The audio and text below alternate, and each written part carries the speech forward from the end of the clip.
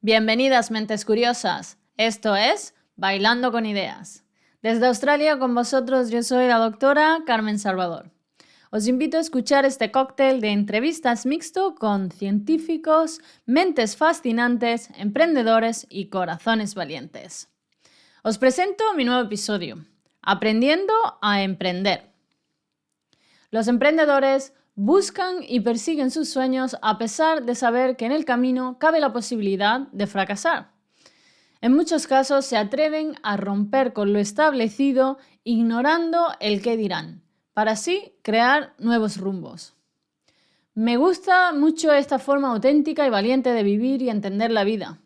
Somos todos los que nos beneficiamos de aquellos valientes que se atreven a emprender. Ya que, como diría Steve Jobs, son aquellas personas lo suficientemente locas de creer que pueden cambiar el mundo, aquellas que lo cambian. Así pues, os invito a escuchar mi conversación con un emprendedor nato, Pau García Milà. Fundó su primera empresa a los 17 años, que fue más tarde adquirida nada más y nada menos que por Telefónica. Ha sido nombrado Innovador del Año en 2011 por la publicación del MIT TR35 y es ganador del Premio Princesa de Girona. Fue el fundador de Ideas Foster, una consultora especializada en innovación disruptiva que en 2018 fue adquirida por Cambia, una empresa del grupo Advent International. También ha fundado Founders, una escuela de emprendimiento online, la cual lidera actualmente y que os recomiendo que le echéis un vistazo si estáis interesados en aprender a emprender. La dejo abajo en las notas de este podcast.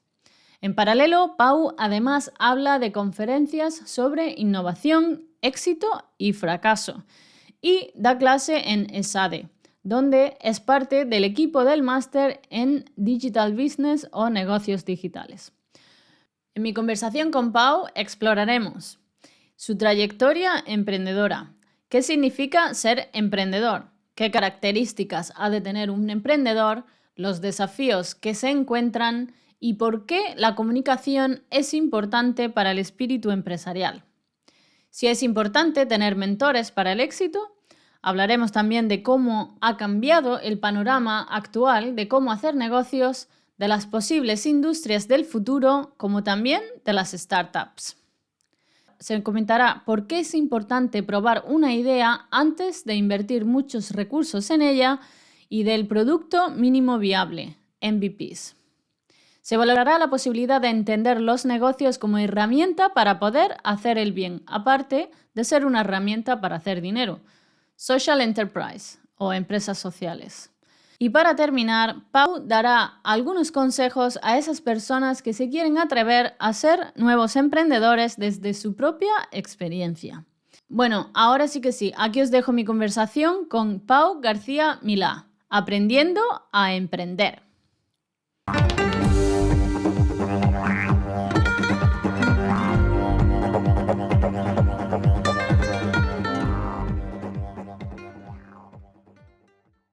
Bueno, bienvenido Pau García Milà, un emprendedor nato que piensa que está todo por hacer e incluso dice en el título de uno de sus libros que, ¿cómo era?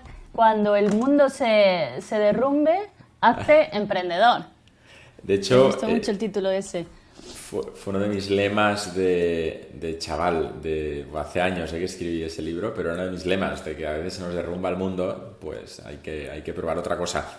Ahora con el tiempo, igual no lo pondría, porque yo creo que con 20 años solo quieres comerte el mundo y entiendes que todo se puede hacer. Ahora, con más años y familia y niños, sé que a veces no es posible y he aprendido que hay veces donde ya quisieras, pero no es posible. Con lo cual intento huir un poco del concepto de quien quiere puede. Es autoengañarnos el no ver que hay factores que influyen un montón en el éxito, aunque no los queramos ver. Que el esfuerzo evidentemente existe, pero seguramente es bastante más difícil o bastante más fácil conseguir el éxito para una persona que nace en España o en Australia o en Reino Unido, que implica ciertos privilegios que no sé, una familia de Detroit que nace en la pobreza, y te hablo de Estados Unidos, de Detroit, que cuidado, que es la primera potencia del mundo, Sí, pero es también el país de los claro. contrastes, o directamente una familia de El Salvador, que hoy empiezan a usar Bitcoin, por cierto, y que seguramente quiere triunfar, pero tiene ciertas limitaciones que alguien que nació en Brisbane pues no tiene. Pues creo que aunque el mundo se derrumbe, intenta ser emprendedor, esto estaría mejor. Quizá ahora sea un buen momento. Más que Bueno, nunca. sí, bueno, me gustaría que empezáramos, Pau, con una breve historia de tu trayectoria profesional. Comentabas que habías escrito el libro cuando era muy joven. Bueno, he leído todas las empresas que has fundado y, bueno, emprendiste a tus 17 años, ¿no? Y te han dado también un montón de premios. Estuviste por ahí con el príncipe de Asturias, que ya actualmente el rey, el rey Felipe. Y bueno, cuéntanos un poquito toda esta trayectoria emprendedora que ha Pues, llevado. pues yo empecé muy jovencito, sí, a los 17, hace bastantes años, o sea, más de 15, el año pasado hizo 15, montando cosas en internet. De hecho, eso del learning by doing ahora está muy de moda, pero al final era un poco lo que buscaba, era aprender a programar mientras hacía algo, aprender a no sé qué mientras construía algo. Y un poco el objetivo era aprender nuevas cosas mientras probaba proyectos nuevos. Y uno empezó a funcionar, que fue iOS, un escritorio de virtualización, un software para virtualizar aplicaciones. Y ahí, sin querer, me había metido en una carrera de vida profesional que duró 9 años. Y yo me acuerdo que al inicio nos decían, sois emprendedores. Y yo pensaba, ¿pero qué es ser emprendedor? Como la palabra no me encajaba, no me gustaba. Y decía, a mí dejadme en paz, yo estoy creando un proyecto. Y bueno, poco a poco vino mucha atención mediática, premios y demás. Y yo creo Bueno, que iOS estabas compitiendo con Microsoft incluso y no, sí, era como la alternativa al Dropbox y ellos porque vinieron, nosotros fuimos antes que todos estos. O sea, lo divertido que al inicio era como que estábamos solos y de repente estaba Microsoft, estaba Google, estaba Apple, estaba Dropbox, gigantes y nuevos gigantes que hacían cosas parecidas.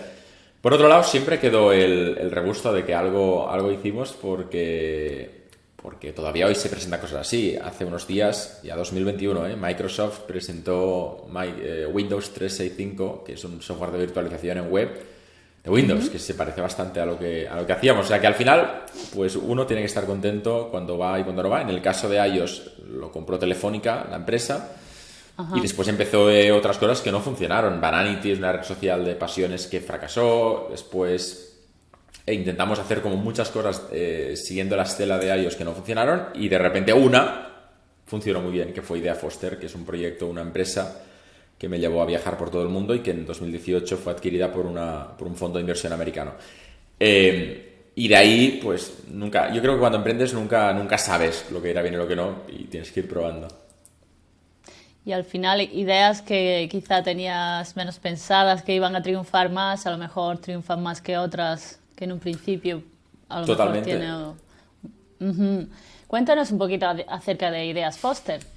Pues Idea Foster es una empresa que se dedica a ayudar a otras empresas, sobre todo medianas y grandes, a lanzar startups al mercado. O sea, nos dimos cuenta que cuando una multinacional quiere prototipar un proyecto, sus procesos internos a veces la arrastran a necesitar muchos recursos y mucho tiempo. Mucho más que los que un emprendedor tardaría si quisiera prototipar algo. Con lo cual nos dimos cuenta que podíamos aportar un buen valor ayudando a grandes empresas a lanzar proyectos y productos al mercado. Y de ahí empezamos a crear producto propio, software de prototipaje y demás que usábamos para nosotros. Pero este producto tenía un valor que tampoco se lo veíamos. Pero de repente un día, pues hablando con un cliente, nos vio, nos dijo, bueno, yo soy parte de un fondo grande, los tenéis que conocer, y hubo interés en comprarnos. Muy bien. ¿Y ahora actualmente qué es lo que estás haciendo? En 2020 Ana y yo, estamos casados con nuestros 2 hijos, dando una vuelta al mundo, y nos pilló la pandemia. De hecho nos pilló en Australia, en Brisbane concretamente. Tuvimos que empezar a improvisar muchísimo porque no había otra forma, porque el mundo se estaba colapsando y no conocíamos a nadie en Australia. Esta entrevista podría haber sido hace un año y medio y pues habríamos tenido a alguien Mira, que sí. conocer. Pero no conocíamos a nadie, decidimos cambiar de Yo de país. hecho vivía en Brisbane. No me digas, ¿Estuviste pues tú? Sí, nosotros... 5 años, luego ahora ya vivo en Sydney, pero sí. Pues estuvimos en South Banks, en un apartamento que se veían los Parklands. Para mí Brisbane es de las mejores ciudades que he conocido en todo el mundo por lo preparada que está para familias. Yo aluciné cuando vi Brisbane, para quien no lo conozca, tiene no sé cómo lo describirías tú, pero con una playa artificial pública que se llaman los Parklands, que es enorme y que esto en España sería un resort de 5 estrellas que costaría 500 euros la noche de acceder a eso. Y de repente en Brisbane es público, o sea, es gratis. Vas y lo usas. Y tiene el City Hopper, el barco gratis también, para ir de punto a punto sin pagar. Te subes. Claro, yo soy catalán, o sea, al ser catalán viene implícito que miras mucho el precio, ¿sabes? Que eres un poco tacaño. Entonces de repente yo vi City Hopper free y digo, ¿cómo que free? ¿Free para quién? Y dice, no, free like us, free. El ferry, sí. Y yo, ¿pero cómo? Free. Y el señor, free, ¿subes o no? Y yo, sí, pues me puedes subir y ya está. Y él, sí, súbete. Yo me subí y se movió. Y dije, igual nos detiene la policía por haber robado algo, no he entendido el free, que era completamente free. Y no, y al final era free. Y cada día usábamos el ferry ese que te lleva a diferentes puntos de la ciudad porque era gratis. O sea, yo soy catalán, todos somos la familia, hasta los niños tienen ese gen catalán de es gratis, vamos. Entonces llovía, nos subíamos. Y los museos son gratis porque hace mucho calor en verano. Con lo cual pongamos museos gratis con aire acondicionado y agua gratis para que la gente se refresque. Es que estas ideas que parecen tan obvias no las tenemos en Barcelona, ni en Madrid, ni en Málaga. O sea, no... Creo que tenemos mucho por aprender de cómo se gestionan Australia y Nueva Zelanda desde España. Pero bueno, tampoco nadie me escucha, o sea que... Ya. No, sí, hay muchas cosas que funcionan bien en este país. Sí. Y bueno. Y bueno, entonces estamos en... Perdón, que me he liado con otro tema. Pero estamos en Australia, pasa al final pudimos volver y empezamos un proyecto que se llama Founders, que es una escuela de emprendimiento online. Es decir, una escuela online de emprendimiento, porque no hace falta que emprendas en un negocio digital, pero ayudamos a otras personas a emprender sus propios negocios con un tono muy realista. Vimos que Internet está plagado de cursos de hazte millonario rápido, con 200 euros invertidos aquí tienes un sobresueldo, tal. Y nos dimos cuenta que todo esto eran mentiras, que llevaba a la gente a dar un dinero a alguien que no les ayudaría a emprender, sino que les daría 4 patrañas de autoayuda y poco más. Entonces dijimos, ¿y si queremos un contenido de calidad que te ayuda a lo práctico? Es decir, ¿quieres emprender? Pues necesitas página web, empresa, campaña en no sé qué, redes sociales, tal.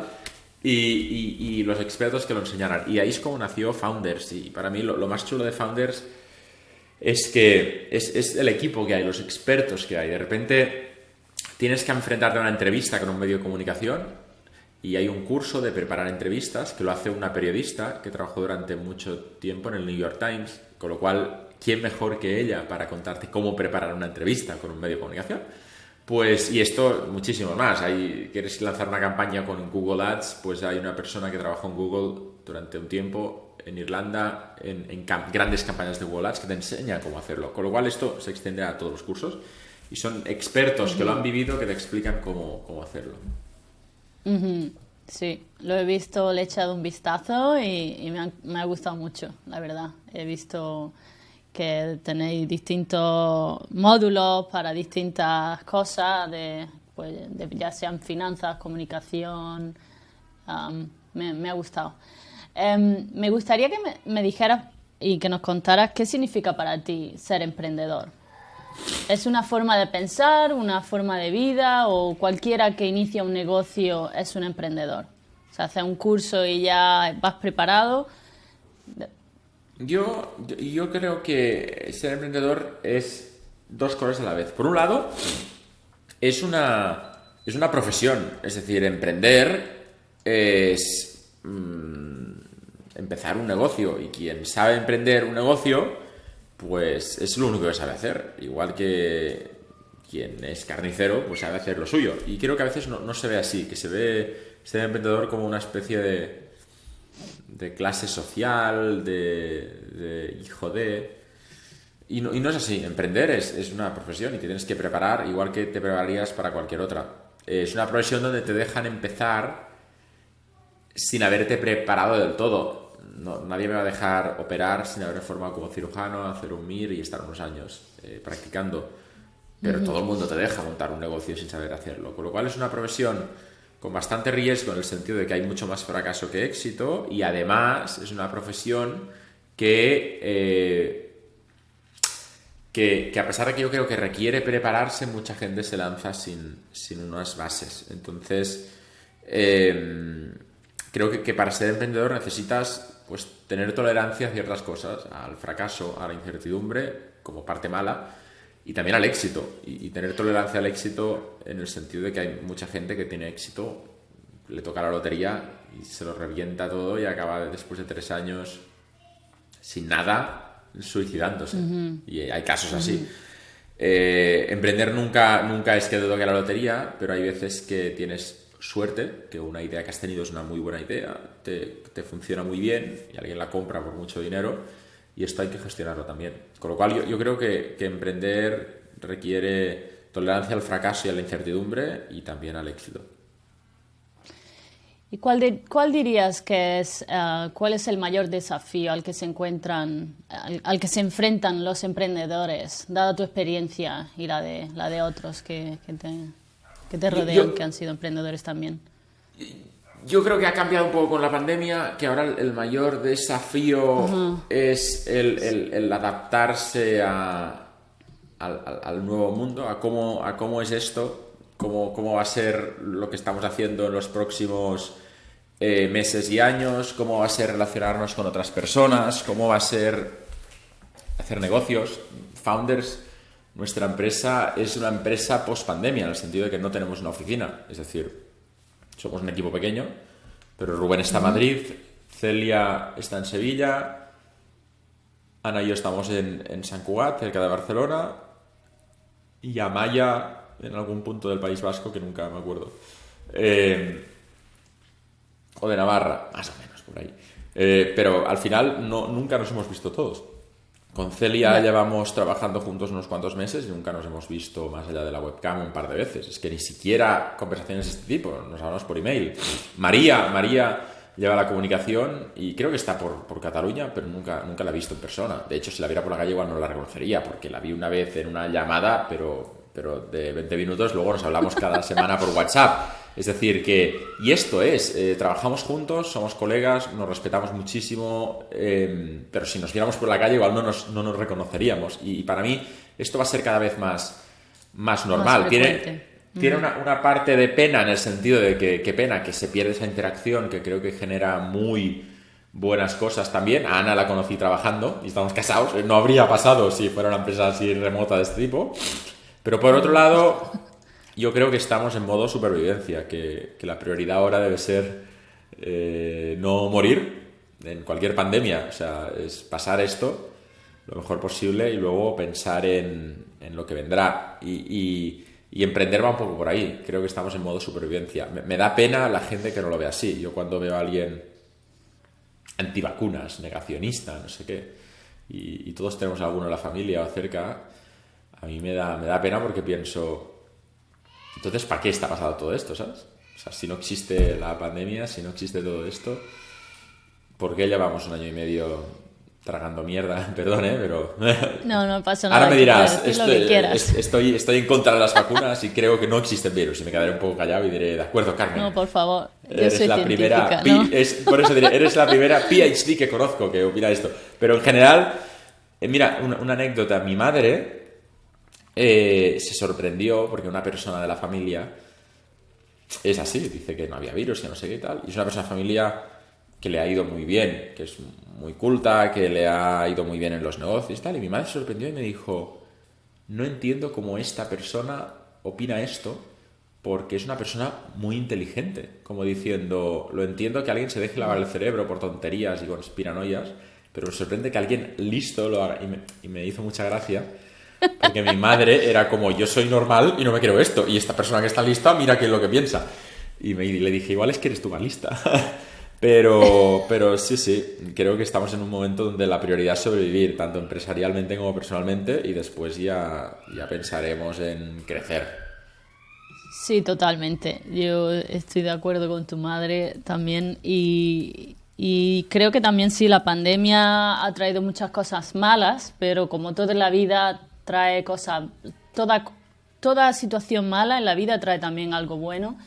Y bueno, hay cosas que también perderemos, dado que la empresa a lo mejor se transforma más hacia el mundo digital, pero hay otras comodidades, como por ejemplo el no tener que hacer el transporte desde tu casa al trabajo y puedes aprovechar quizá ese tiempo de desplazamiento en estar más tiempo con tu familia o estar más rato con la familia, el tener horarios más flexibles, ¿no? Sí, hay cosas que también se verán Sí, y desde también otro para punto de mí, vista. totalmente de acuerdo con lo que dices, y creo además que hay una cosa buena que ha pasado, que es para mí lo más bueno que le deberemos, o las futuras generaciones le deberán a esta pandemia, que es el haber sido capaces como sociedad de demostrar que somos capaces de hacer cosas increíbles en poco tiempo. Es decir, a mí cada vez que pienso en pasar en 12 meses de no conocer un virus a estar metiendo a millones de personas una vacuna basada en ARN mensajero, mRNA, le dicen en inglés. mRNA. Y tuve la oportunidad, además, de hacer un vídeo, una serie de vídeos además en un minuto, donde contaba la historia de la científica anglo-polaca que había sido pionera en el estudio de este tipo de tecnologías para vacunas, que hoy es vicepresidente en Pfizer. Y tuve la suerte de que lo vio y me comentó. Y para mí fue como el Nobel de este año. Yo creo que debería durar 5 minutos el comité de decisión de a quien se lo dan. Después hay 1000 cosas y 1000 intereses, igual lo fallan de otra forma. Pero me parece fascinante que una tecnología que llevaba 20 o 25 años en estudio, de repente en 12 meses hayamos sido capaces, gobiernos, sociedad, de encontrarle un uso y salvar millones de vidas. Y que tradicionalmente, también para la industria farmacéutica, que evidentemente conoces infinitamente mejor que yo, pero mandar un mensaje de cuando la cosa se ponga muy chunga, podemos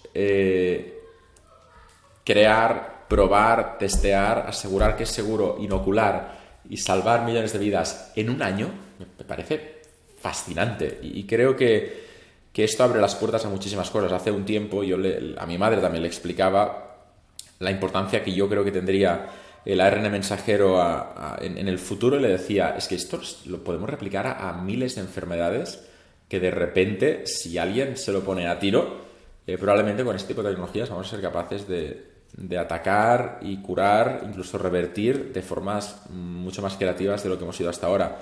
Y creo que no lo empezaremos a ver hasta que pase la pandemia. Y justo al cabo de unos meses aparecían las primeras noticias de que se está usando la tecnología para probar vacunas contra el SIDA, contra cosas que tradicionalmente han tenido enfoques muy distintos. Pues ojalá toda la gente que ha muerto sirva para algo y sirva para que nuestros hijos no tengan muchas cosas. Imagínate que se consiga usar, no sé, haced vuestro trabajo, pero sí, curadnos, por favor.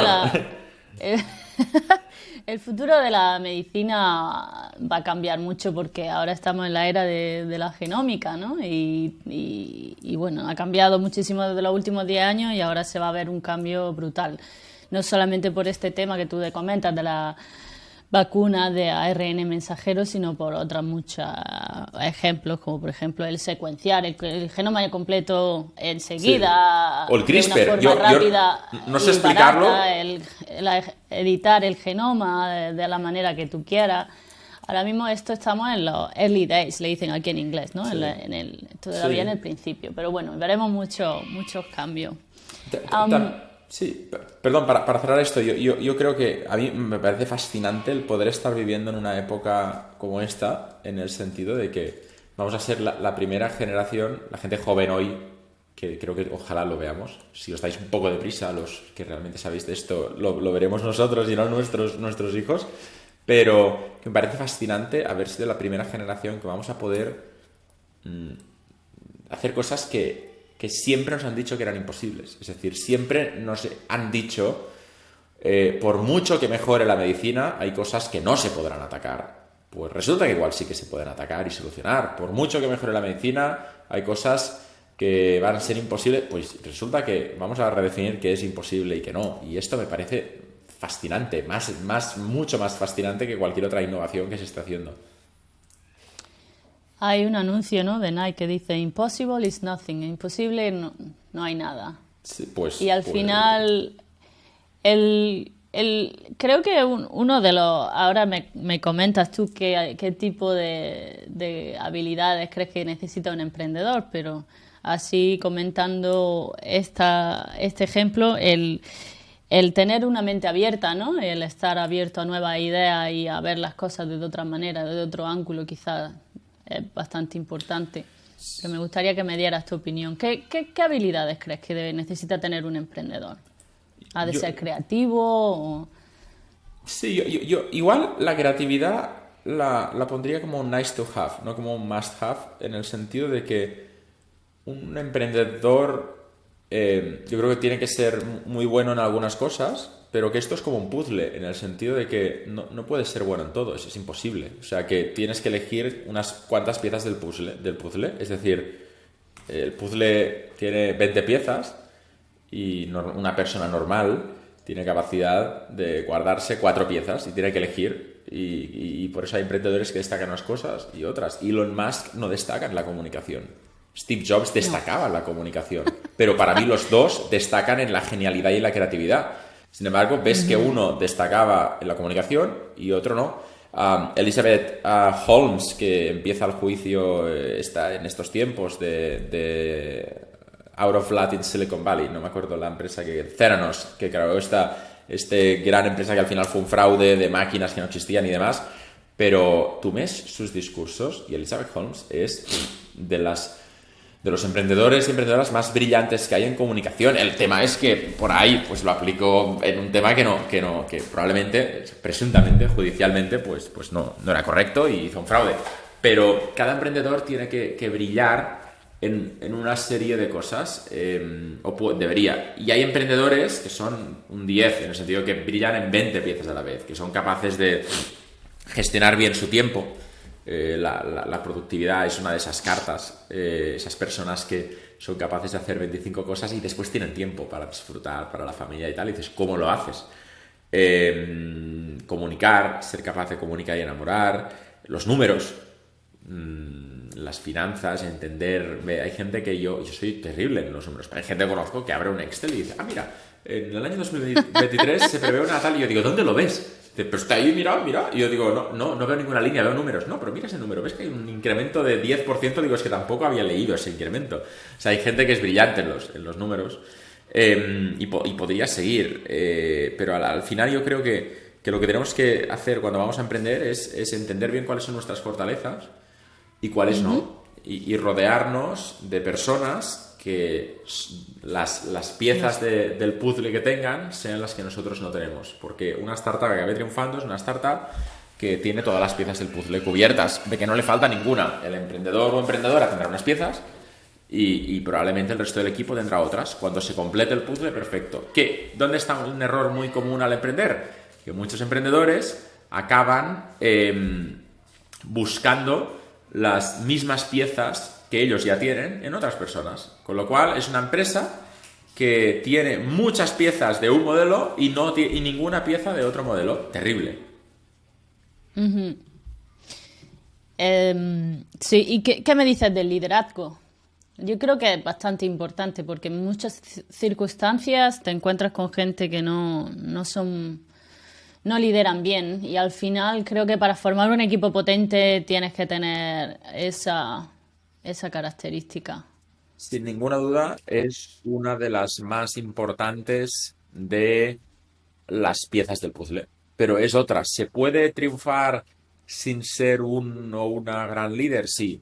Si eres un o una gran comunicador, una gran comunicadora, si eres muy bueno en finanzas, si eres muy bueno en otras cosas. O sea, insisto, yo creo que al final no podemos ser buenos en todo. Si lo somos una de esas personas que nacen cada 30 años que se van a recordar por los siglos de los siglos.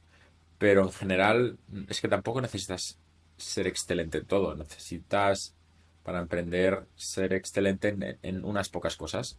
Y hay gente que ha triunfado siendo excelente en solo una, y hay gente que ha triunfado sin ser excelente en ninguna, pero, eh, pero conociendo un poco de todo. Ponen muchas veces el ejemplo de Amancio Ortega, el fundador de Inditex, que es una de las Ujú. personas más exitosas empresarialmente que hay o que ha habido en la historia reciente de España, no solo por haber sido la persona que ha amasado más dinero, sino por lo que ha creado, ¿verdad?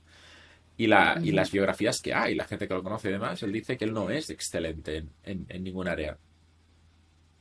Pero por otro lado, yo lo leo y digo, pues tú me dirás cuál es la salsa secreta de todo esto, ¿sabes? O sea, crear un Inditex a mí me suena que tienes que ser excelente en todo. Dicen, no, no es excelente en nada, pero es muy bueno en muchas cosas. Pues me vale. Ujú. ¿Por qué la comunicación es tan importante para el espíritu empresarial, Pau? Yo Quizás sí. Yo- señaliza liderazgo o... pues igual van conectados. Yo creo que comunicar es de las piezas más importantes del puzzle porque un emprendedor, aunque no quiera, va a tener que comunicar su idea mucho. Es decir, si no le gustan los números, podrá encontrar a alguien que sea muy bueno o muy bueno a los números. Pero será raro, puedes tener un portavoz, pero será raro tener a alguien que comunique por ti tu propia idea. Entonces, además, hoy ha cambiado mucho el mundo en los últimos 10 años y la prueba de ello Ujú. es que estamos bailando con ideas. Es decir, esto es un podcast que estamos haciendo a que 14.000, 12.000 kilómetros, 9.000, muchos, bueno, no sé, 17.000. 17.000, así se me ha olvidado. Siempre compartía mi ubicación del Casi. WhatsApp para ver el número. Pues estamos a 17.000 kilómetros y es un podcast de dos personas que igual me equivoco, pero creo que ninguno de los dos somos periodistas. No, Y a la no, vez para nada. compartimos seguramente pasión por muchas cosas y estamos compartiendo. Y ojalá la gente que esté escuchando ahora esto también comparta estas pasiones. Con lo cual, comunicar ya no es exclusivo de los que se formaron para comunicar.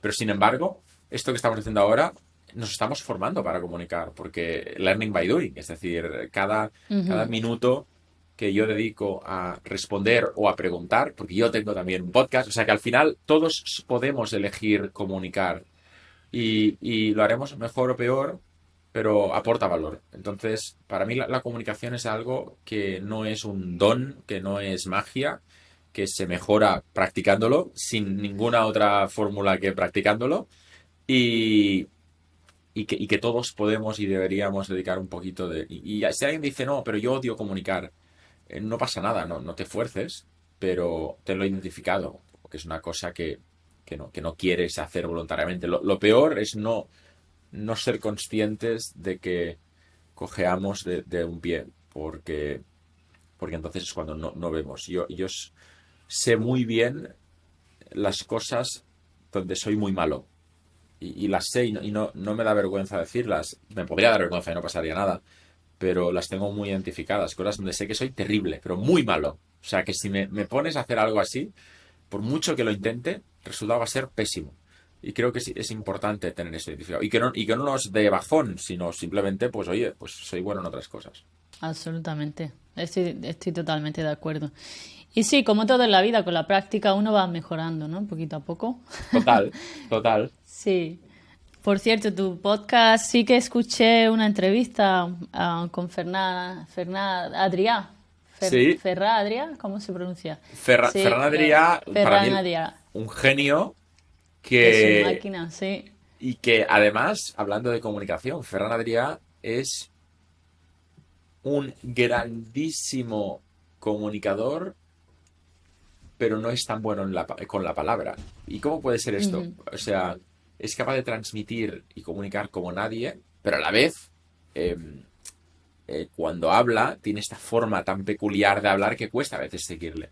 Entonces, se puede ser un gran comunicador sin ser especialmente hábil con la palabra. O sea, que te das cuenta que no, que incluso un mismo concepto puede dividirse en muchas otras cosas. Yo mandé un correo a su fundación y me respondieron Ya. y, oye, pues venga, hagámoslo. O sea, que a veces me he sorprendido a mí mismo en el sentido de que quieres hacer algo y pruebas, preguntas y de repente te dicen sí. Y creo que esto a veces Sí, es algo que nos deberíamos... que mucha gente no se atreve. Ujú. sí, y que el no ya lo tenemos. Y suena al libro de autoayuda de Paulo Coelho, que detesto como concepto, pero es que es verdad, es que el no ya lo tenemos pues hay que Ya. probar.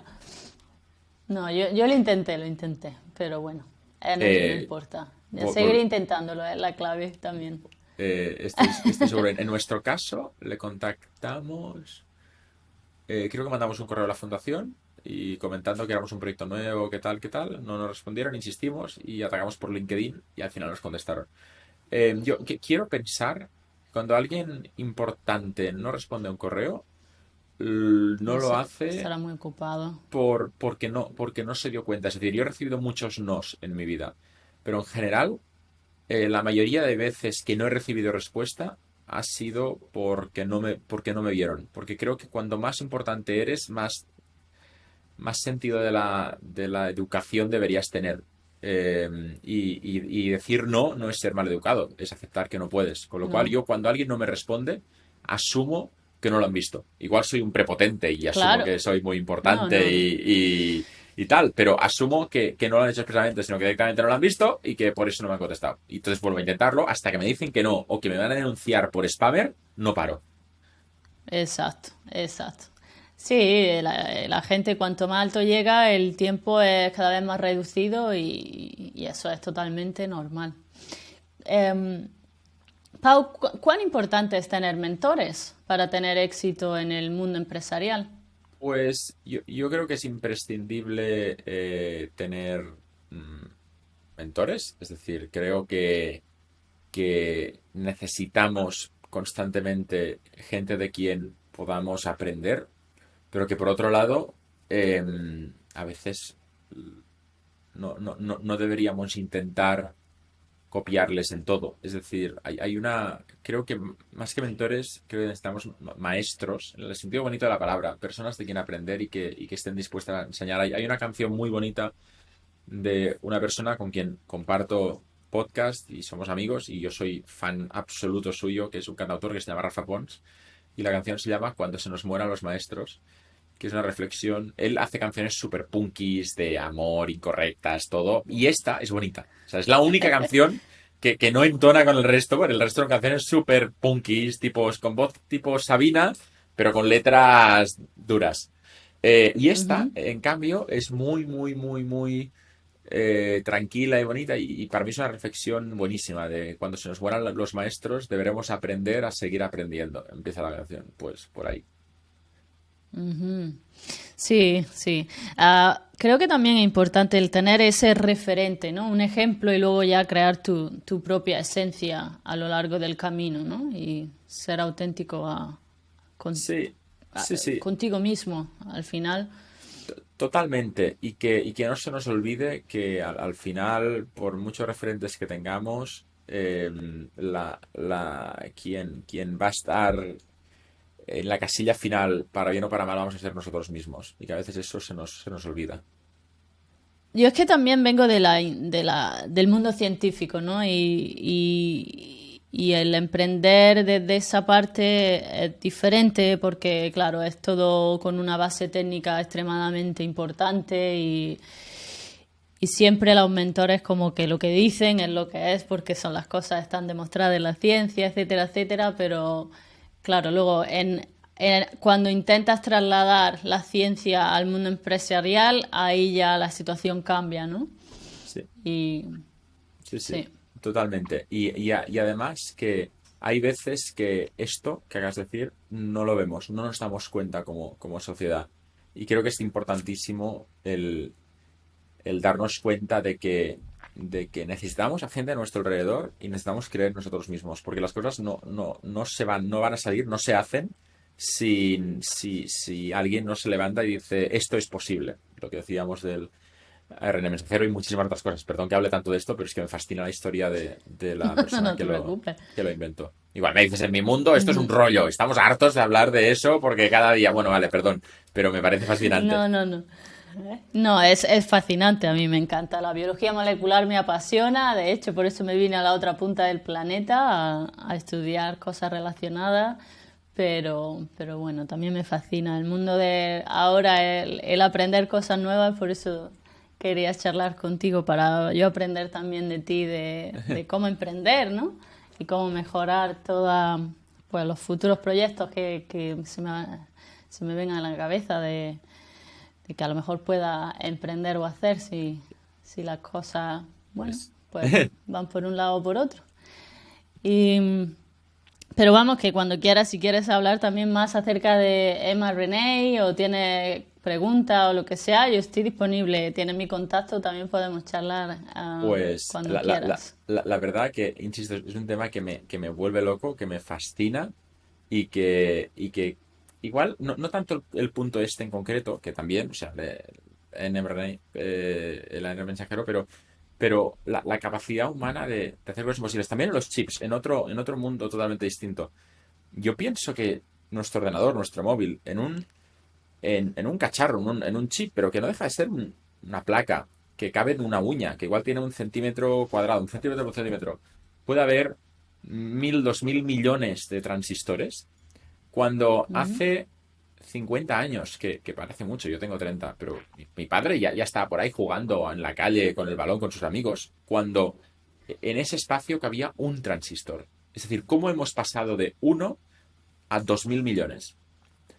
En el mismo espacio, en 50 años. Y mi pregunta es, ¿en 50 años más, cuántos transistores habrá? Y si hemos pasado de hace 30 años de no tener el genoma completo secuenciado de muchísimas especies, así tenerlo, en 50 años, cuando ya no sean early days, ¿dónde estaremos? O sea que mi punto es que en Sí, el mundo empresarial esto es lo que llaman un hockey stick, que es como que va muy lento, muy lento, muy lento, la parte de abajo del stick de hockey y de repente, ¡boom!, sube para arriba, que es cuando algo se dispara para arriba. Pues que estamos justo en la parte final de la evolución lenta y estamos haciendo clic. Y cuando hagamos clic es como que ya es imparable. La inteligencia artificial, la robótica, los chips, lo que estáis a haciendo punto vosotros. O sea, de meternos en la fase exponencial, ¿no? De la curva esa yo de cambio. en mi Ujú. familia le ha tocado a algunas personas una enfermedad genética que igual la conoces mucho, pero prefiero no entrar en el podcast. Y sé muy bien lo que es. Durante muchas generaciones les han dicho que no hay nada que hacer y ahora de repente hay esperanza. Eh, Claro. por eso hablo tanto de todo esto. Me apasiona estar en los early days. Y a mí, pues, no me tocó. Esto es la lotería de la genética, que te toca o no te toca. Pero Ujú. los que sí le tocaron tienen. Les está cambiando la vida el saber que algo que te dijeron que va a ser para siempre así, de repente ya no es para siempre. Pues te Exacto. cambia la perspectiva. Eso es lo que me apasiona, ¿no? De la ciencia y de la genética. Sí, lo que dices con respecto a los cambios de los transistores, etcétera, lo mismo pasa con las reacciones. Hasta hace 20 años se hacían las reacciones de una sola molécula de forma muy, muy tediosa y ahora eso lo hacen en 35 minutos en una máquina y hacen miles de reacciones. Hasta el punto de que a lo mejor ahora ya pone un chip y en 33 nanolitros pone un chip y hace 3072 reacciones del tirón. Y todo esto pues con la informática, es decir, con machine learning, ahora sí, una pasada. Eso es para hacer otro podcast, o bueno, un podcast entero dedicado a los avances científicos y todas las Y, cosas que hay por ahí. y seguro que yo, no dedicándome a esto, la gente normal que no entendemos nada de lo que hay, estoy seguro de que nos sorprendería saber la cantidad de cosas que se están probando y que algunas funcionarán y otras no. En mi mundo, en el del prototipaje de startups, 2 semanas es un tiempo más que suficiente para saber si algo funcionará o no. En el mundo de la medicina, 2 semanas no es nada. 2 semanas sirve para explicar una idea.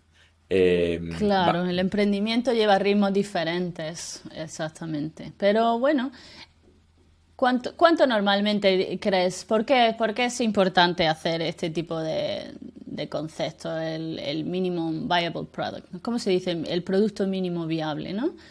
¿Por qué es tan importante para probar si la idea es buena antes de invertir muchos recursos económicos en ella.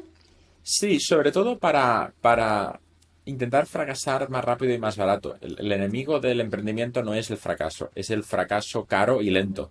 Es decir, si hemos dedicado muchísimo dinero y muchísimo tiempo a un fracaso, nos va a costar mucho más intentar otra cosa.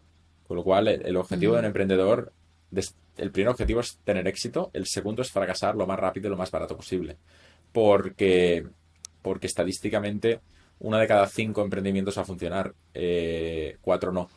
Entonces, cuanto más rápido y más barato nos demos cuenta de que no era ese uno, más rápido llegaremos al que sí que vaya a funcionar.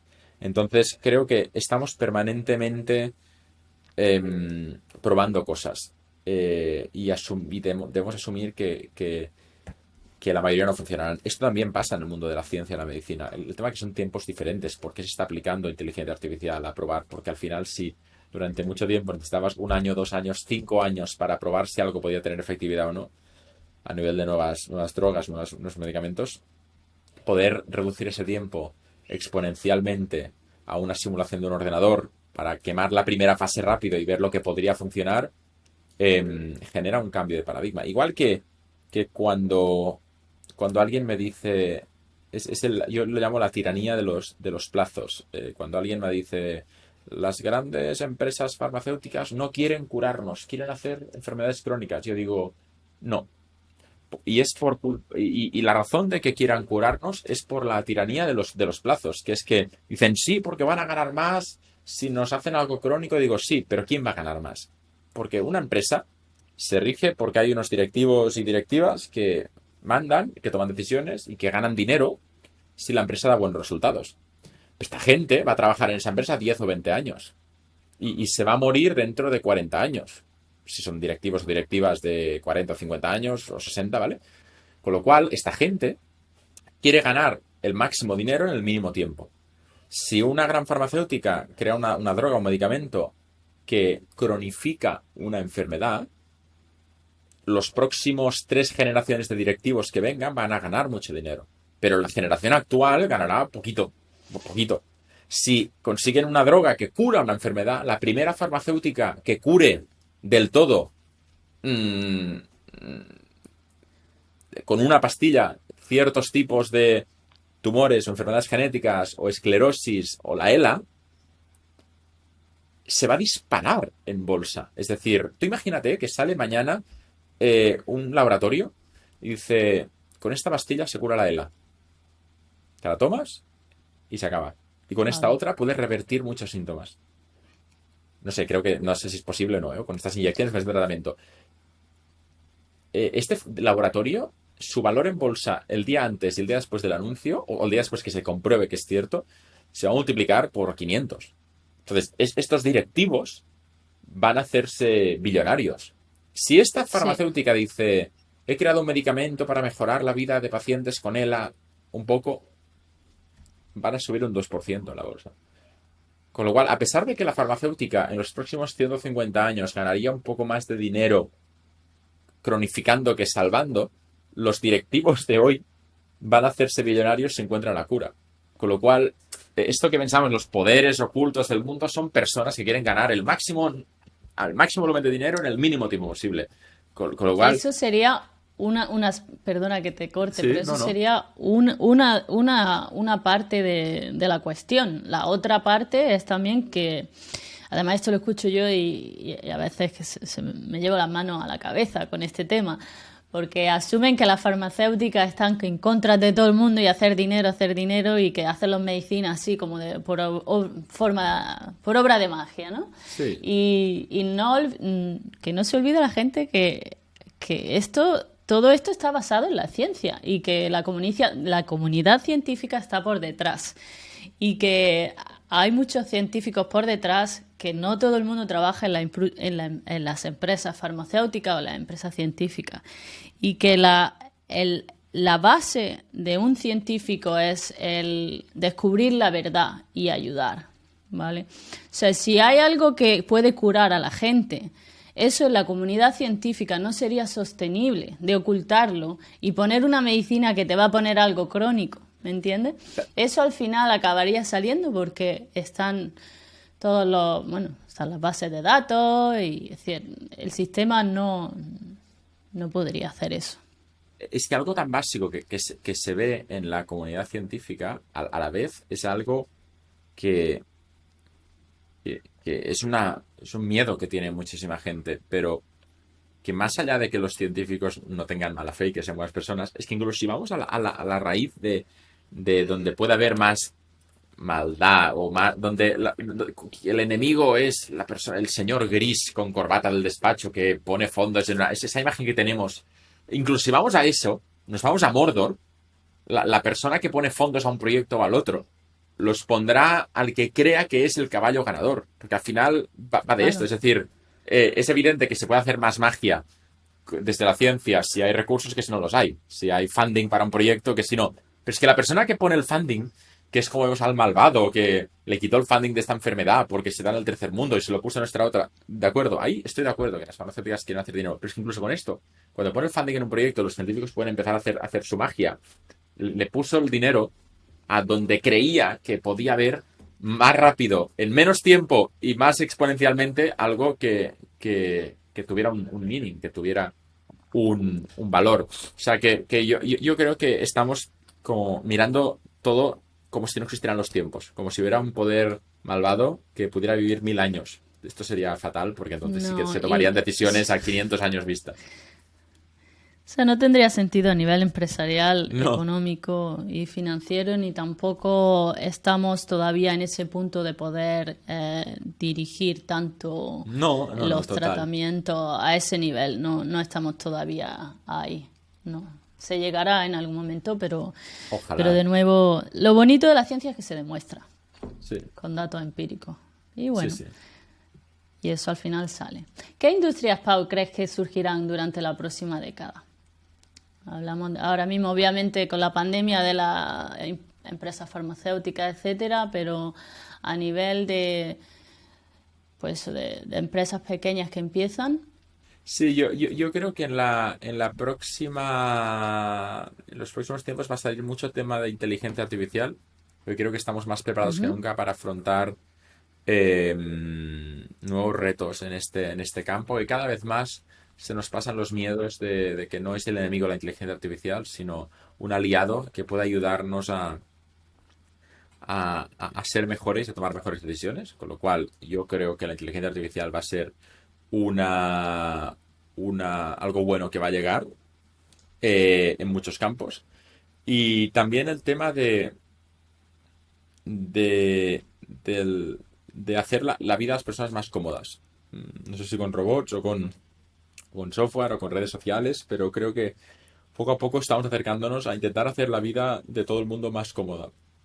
Y esto es bueno, porque quiere decir que cuando seamos abuelos vamos a vivir de forma más cómoda.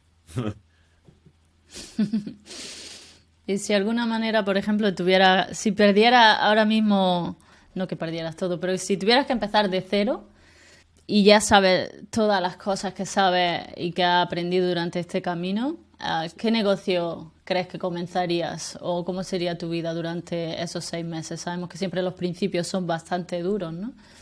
Sí, yo creo que si ahora tuviera que volver a empezar, em, no, probablemente dedicaría mi tiempo de aprender a otras cosas. Empecé aprendiendo programación y luego aprendí temas de negocio. Primero aprendería negocio y después vería que hay herramientas como no code que me permiten prototipar más rápido. Le daría importancia a estudiar, cosa que no le di cuando tenía 18 años. Le daría importancia a prepararme. O sea, yo creo que todos seríamos mejores si pudiéramos revivir 10 años y no tomar todas las decisiones equivocadas que tomamos. Pero sin embargo, también pienso que mis aciertos y mis errores me llevaron a conocer a Ana, a tener nuestros 3 hijos. Con lo cual, al final, hay un punto donde el azar te ha llevado exactamente a donde estás. O sea, que te da miedo tocarlo para que no altere también las cosas buenas. Ujú. Sí, mucha gente asocia a los negocios como una vía para hacer dinero, ¿no? Una vía directa para hacer dinero. ¿Pero consideras que los negocios son una herramienta para hacer el bien, además de hacer dinero? Sí, necesariamente los negocios tienen una responsabilidad sobre la sociedad que si no la Ujú. vemos, estamos obviando una parte importante de lo que realmente significa hacer negocios. Yo tengo un amigo que ha lanzado una empresa, es una social enterprise, no sé cómo se Mm. dice eso en español, como una empresa social. ¿Sí? ¿Crees que van a tomar más peso en el futuro las social enterprise? ¿Y cómo crees Eh, que se podría maximizar el impacto social en el mundo empresarial? Creo que sí, pero que para ello entonces necesitamos inversores preparados para entender de qué va todo esto. Necesitamos personas que soporten y ayuden este tipo de enterprises. Es decir, necesitamos estar mucho más preparados como sociedad de lo que estamos hoy para aceptar este tipo de empresas, yo creo. Hablábamos antes de las startups, que algunas llegan incluso a tener tanto éxito que la llaman unicornios, ¿no? Sí. ¿Cuándo una startup se convierte en una startup? Yo creo que una startup pasa a ser una startup en el momento en que nace, en el sentido de que de cero cuando nace ya es una startup, y que lo será hasta el punto de que cambien cierta filosofía. Es decir, puede haber startups de 1.000 personas en el equipo, puede haber una startup que tenga 10.000 trabajadores, yo creo que sí, que no es tema de tamaño de empresa, sino tema de mentalidad de empresa, empresarial. Igual hay gente que Ujú. estaría en contra, diría, más de 30 ya no es startup. Yo creo que sí. ¿Qué define una startup? ¿El número de gente? ¿El número de personas que hay en esa empresa? ¿La forma en que se mueve o que funciona, que es más dinámica? ¿Se adapta más rápido al mercado? Sí, probablemente. Yo creo que una startup es definida por, por su ADN. Es decir, una startup es definida por lo que busca, lo que quiere. Si yo abro un restaurante, no es una startup. ¿Por qué? Porque no quiere cambiar el mundo. Bueno, pues si lanzo no sé qué que no quiere cambiar el mundo, sí que lo es. Al final yo creo que es más un tema de actitud empresarial, lo que decíamos antes. Es decir, ¿por qué Ujú, si creo un negocio que es un restaurante en la Barceloneta, en Barcelona, no es una startup? Y si es un restaurante que tiene comida 100% sin gluten, y que a la vez ha innovado porque permite que las personas ciegas puedan acceder a todo, mil cosas, ¿sí que es una ujú. startup o todavía no? No lo sé, ¿eh? Y si lo que quiero es una empresa que crea un pan sin gluten que sabe realmente igual que el pan normal para la gente celíaca, ¿eso es una startup? Digamos que sí, porque hay startups que están trabajando en el Impossible Food, en carne artificial, y dicen que sí que son startups. Entonces, ¿cuándo se pierde? No lo sé, pero creo que es más un tema de actitud empresarial que otra cosa, como es.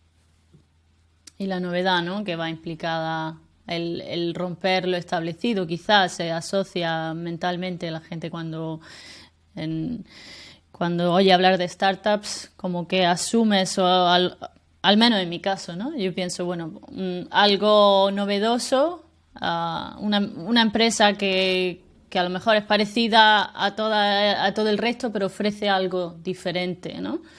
Sí, Ese es el concepto que yo tengo. Pero bueno, te pues quería preguntar a ti, que te lo obviamente compro, tienes te lo más compro ideas. totalmente. Y he visto en uno de tus vídeos que hacías como una workshop, una clase para... Enseñaba a la gente cómo montar un negocio en unos pocos días o cómo facilitar el proceso del el iniciar a montar un negocio, que obviamente en España puede ser extremadamente tedioso. Pero bueno, parece que hoy en día con Internet esto se ha hecho muchísimo más fácil.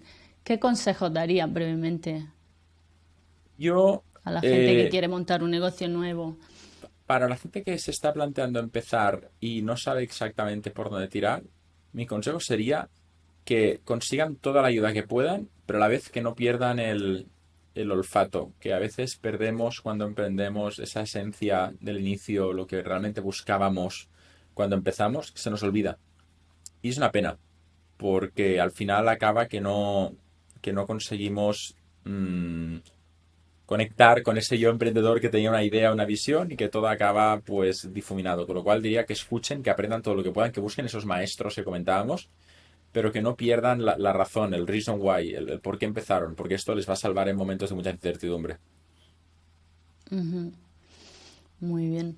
Pues muchísimas gracias, Pau García Milá. ¿Te gustaría decir algo antes de terminar a la gente Eh, que te escucha? pues que muchísimas gracias por escucharme y gracias Carmen por hacer este espacio, porque creo que si algo nos falta en un contexto de velocidad, de locura, de no parar, son conversaciones pausadas, tranquilas, para hablar de muchos temas y hoy lo he tenido y he disfrutado muchísimo, o sea que muchísimas gracias por crear este espacio y invitarme. Gracias a ti, muchísimas gracias por participar en Bailando con Ideas, Pau. Un placer.